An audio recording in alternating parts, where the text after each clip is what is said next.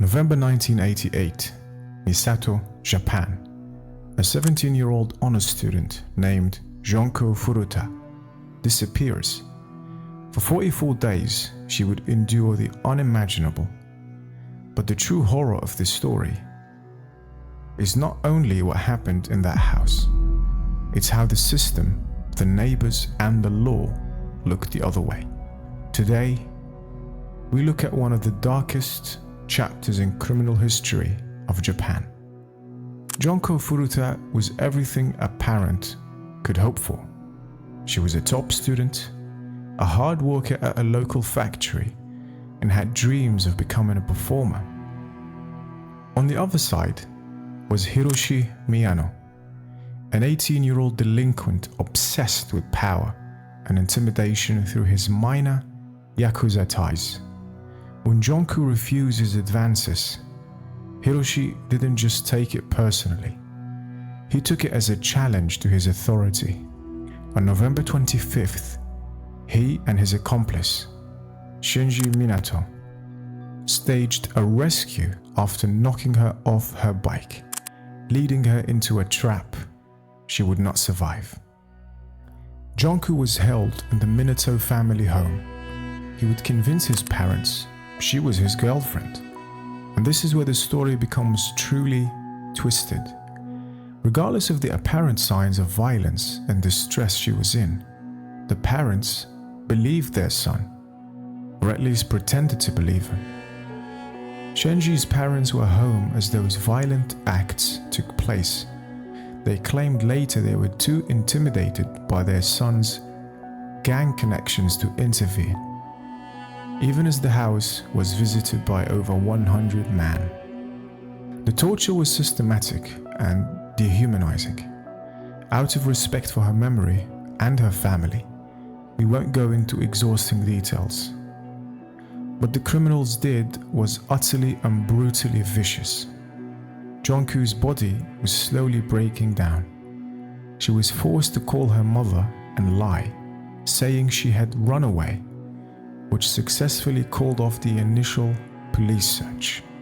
Had the police force did not buy this charade and investigated further, she could have been alive today. This was the first of many moments where the thread of her life was almost pulled back, only to be let go for reasons we cannot be certain of. There were multiple chances to save her. A friend of the criminals saw what was happening and told his brother. The parents called the police. When officers arrived at the Minato house, the parents simply told them everything was fine. The police unfortunately took their word for it. Later, Junko managed to reach a phone herself, but before she could speak, she was caught and punished for it. When police arrived at the scene, the boys convinced them it was just a domestic dispute. The very system Junko relied on to help her weren't taking this matter seriously, or were too afraid to take action. By January 4th, 1989, Junko could no longer eat or breathe properly.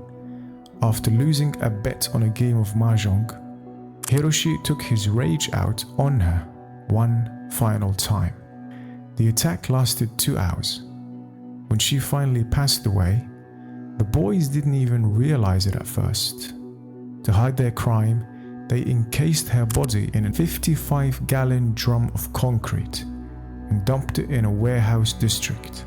They thought they were safe, but weeks later, while being questioned for a separate kidnapping and sexual assault, Hiroshi accidentally lit the secret slip, thinking his accomplice had already confessed.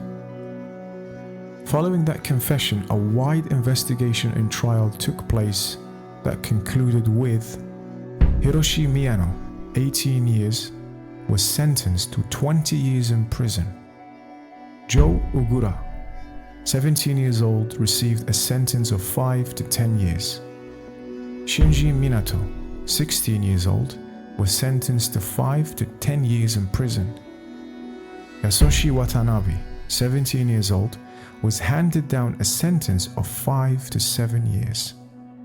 The public outcry in Japan was deafening, but the sentences were shocking because they were under 20. They were tried as minors. Hiroshi received 20 years while the other received significantly less. Even more disturbing, almost all of the original criminals re-offended shortly after their release, involving themselves in further kidnappings and violent assaults. The case of Junko Furuta eventually led to the lowering of Japan's age of criminal responsibility from 16 to 14 in the year 2000. It stands as a grim reminder of what happens when fear outweighs courage. Junko died just 2 weeks before her 18th birthday. At her funeral, her parents were given the work uniform she never got to wear and the diploma she never got to hold. The aftermath of the criminals. Joe Ogura, who changed his name to Joe Kamisaku. In 2004, Ogura was arrested again for threatening and assaulting an acquaintance over a perceived romantic rivalry. He was sentenced to 4 more years in prison. After his second release in 2009, he withdrew from society, relying on welfare and isolating himself in a small apartment. In July of 2022, Ogura was found dead in his bathroom, likely the result of an accidental fall. His mother discovered his body with his head trapped between the toilet tank and bowl. He was 51. Yasushi Watanabe. Yasushi Watanabe, who served as a guard during the 44 Days Crime, was released from prison in 1996. He reportedly lived in extreme isolation with his mother. His health eventually failed due to a degenerative brain condition that his family could not afford to treat. He died May 2021 at the age of 49. Hiroshi Miyano.